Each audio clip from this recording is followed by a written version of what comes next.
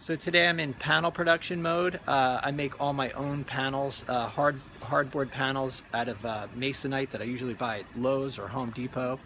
Um, and today I'm noticing airplanes going by and trucks, and it's a really noisy neighborhood, but that's okay because I actually am going to start contributing to the noise in a big way by running the saws. So anyway, I make the panels out of 4x8 sheets, which are 4-foot by 8-foot sheets. They're about $13 to $15 a piece.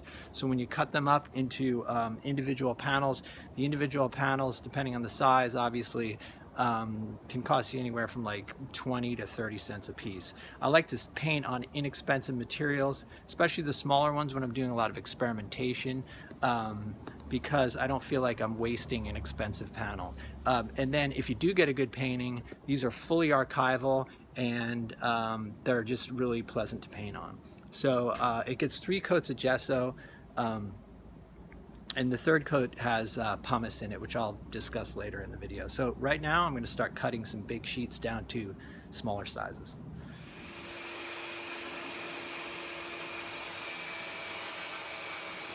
So here I am cutting a large piece down to a 9-inch wide strip, which I'm making 9 by 12 panels right now. So I'm cutting a 9-inch strip, and then I'll chop them to 12 inches on the chop saw.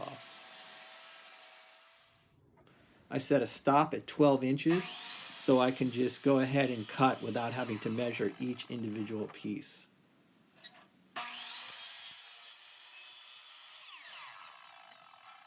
Okay, so I just cut them down into, I cut the 4x8 sheet down into 9x12s, 12x12s, and 10x10s. So I'm going to start with this stack of 9x12s, and the next step is to give them a light sanding and then move on to the gesso.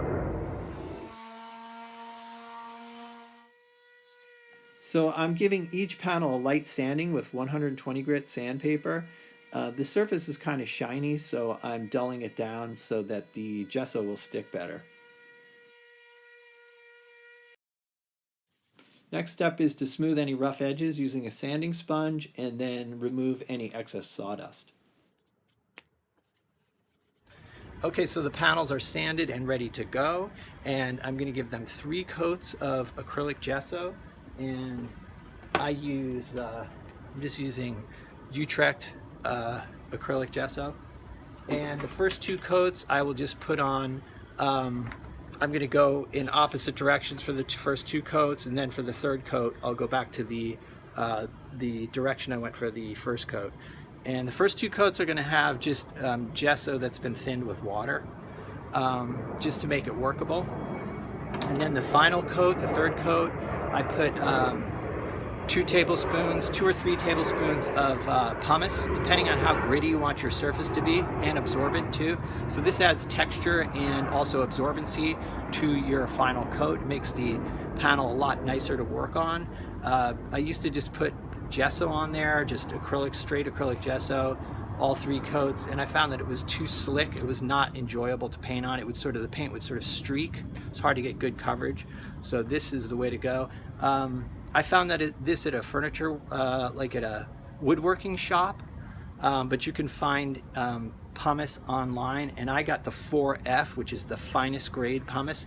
And what it is, it's like a powdered stone. I think it's volcanic or something, but anyway, so it's stone that's been ground into a very, very fine, like almost like flour.